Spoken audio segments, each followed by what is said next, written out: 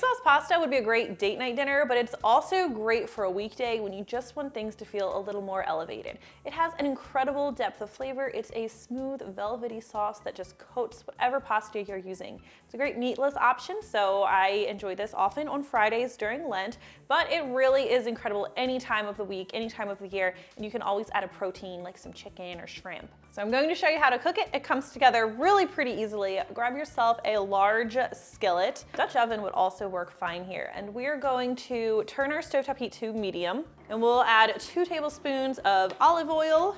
A splash more. We're also going to add 2 tablespoons of butter. It's not a lot of butter, so salted or unsalted, use whatever is in your fridge. Either one will work fine. So we're just gonna let this butter melt. So your pan's nice and hot, your butter is melted. We'll add our onion. We're going to saute this onion until it's nice and softened. This is about a cup of onion, 1 medium yellow onion. You could also, or I should say alternatively, use a sweet onion. That would be fine here instead. Draw that in there. Okay. Just going to cook this, again, like 3 to 5 minutes. Let's go closer to 5, get it nicely softened. You don't want to be browning it though. Did I say diced onion? Because your onion should be diced or small chopped. Either one's going to be fine here. Okay, once that onion is nice and softened, let's add our garlic. This is a tablespoon of garlic.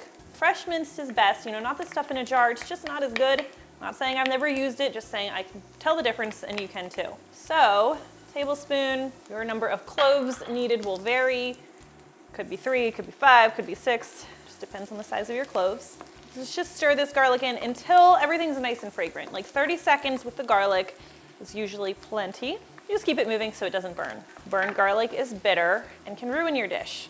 This smells amazing. Okay, and now I'm going to make a little bit of space and add some tomato paste. This is 2 tablespoons of tomato paste. My spoon's not going to get all of that, so grab a spatula, drop that in there. And we're going to lightly caramelize the tomato paste, which is going to build a really nice depth of flavor. One thing I'm crazy about here is depth of flavor.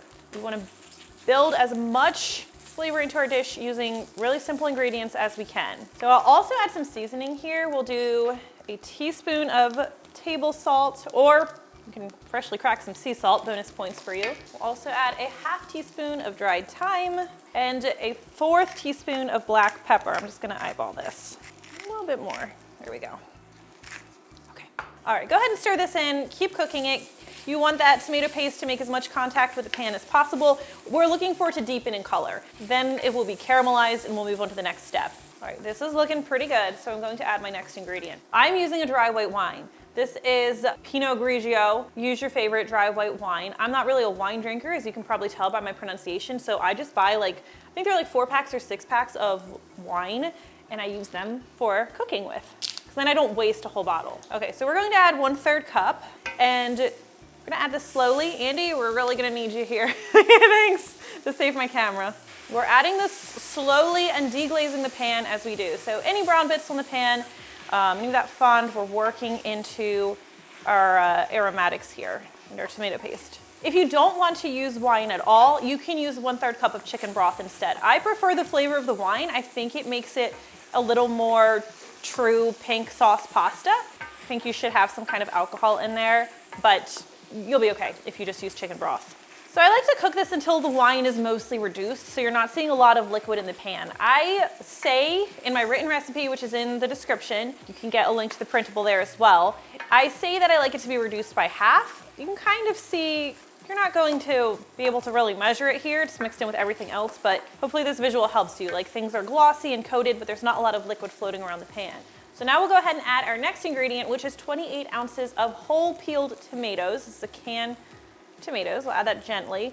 Some people will just kind of crush these with their hands while they're adding it. I don't do that. I just will break up the tomatoes with my spoon or spatula while I'm cooking. That works just as well. Eventually we're going to be pulverizing everything with a blender, so just do a pretty good job, get them mostly broken up. Okay, now I don't want these to get super warm because I like to add the cream before everything is hot, so as soon as I have those broken up, I'm going to start drizzling in the cream. This is 1 1/4 cups of heavy cream.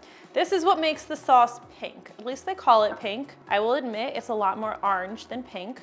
But I didn't name it, I'm just sharing my own version. If this sauce seems familiar, it's because it's a very close cousin to vodka sauce, so like penne alla vodka, very, very similar dishes. All right, I'm going to drop my heat just a tad, and This is where we're going to make our sauce nice and smooth. So if you don't have an immersion blender, you can blend this in batches and do it in batches in your blender. If you put everything in all at once, overfill it, things could get messy. I instead really recommend using an immersion blender. I love this thing. I talk about it a lot. I use it for so many recipes. I'll try to remember to put a link in the description. It's going to make your life a lot easier. We're just going to blend everything until it's nice and smooth. Don't splatter yourself. Man, everything smells so good and we're not done yet. All right, we're going to bring this to a simmer. Let it simmer over a low or medium-low heat for about 15 minutes. Now, at the 15-minute mark is when I like to prepare my pasta. You can use really any pasta you like for this recipe. I really like to use like a penne or like a rigatoni, like a tubular one that's going to really let the sauce cling onto it nicely. But use whatever you'd like or whatever you have. You'll need a pound or 16 ounces of pasta. And while this is simmering, we can go ahead and start cooking this. You'll need a saucepan. We're going to fill it with water, salt the water, bring it to a boil, add the pasta and cook it according to package instructions. I think this one is like 9 to 10 minutes. Once the pasta is cooked al dente, I like to reserve some of the pasta water and then I'll drain the pasta and we can add this into our sauce. We're also going to add like 1/4 cup of our pasta water, so not all of it. You don't want to add a lot, just a couple splashes. Then we'll add 1/3 cup of freshly grated Parmesan cheese. Really recommend grating it yourself, like rather than using like this stuff in a green can. Don't use that. The quality of the cheese makes a difference. And then 1/4 cup of some freshly sliced fresh basil. We're just going to stir everything together. Oh man. So if you need to add a splash more pasta water, that's fine. I like to let this warm up just a couple more minutes to really help the sauce cling nicely to the noodles. You should always taste test your sauce. Some canned tomatoes are more acidic than others, so a good thing to do is just test it. If it seems acidic at all, you're just going to add a pinch of sugar, like 1 to 2 teaspoons to help balance that acidity. And of course, you always want to test in case you need to add a bit more salt or pepper. This is great though. And then we're going to serve it. All right, now top this with a little bit of fresh shredded basil. It's a nice touch, optional, but it's delicious, and some more freshly grated Parmesan cheese. Oh yeah. And the longer this sits, as it cools down, the sauce is going to cling even more, so I like to eat it right away when it's still nice and super saucy, but still clinging to the noodles. That is how you make pink sauce pasta. Let me know if you enjoyed this recipe, if you want to see more dinners, what you like to see. I really do always love hearing from you. Oh, this is gonna be hot, but it's gonna be so good. I love this so much. So good. I feel like I said shrimp funny. Shrimp. It's fine. We'll go with it. It's fine. Can we pan the camera? My sister is providing our de-steaming services today so my camera doesn't get ruined. Thanks, Andy. Andy, I need you. Wait, let me set up. Why is it going towards you? I got sauce on me. This is weird. What are you doing? Why is it going towards you? Why doesn't my brain work?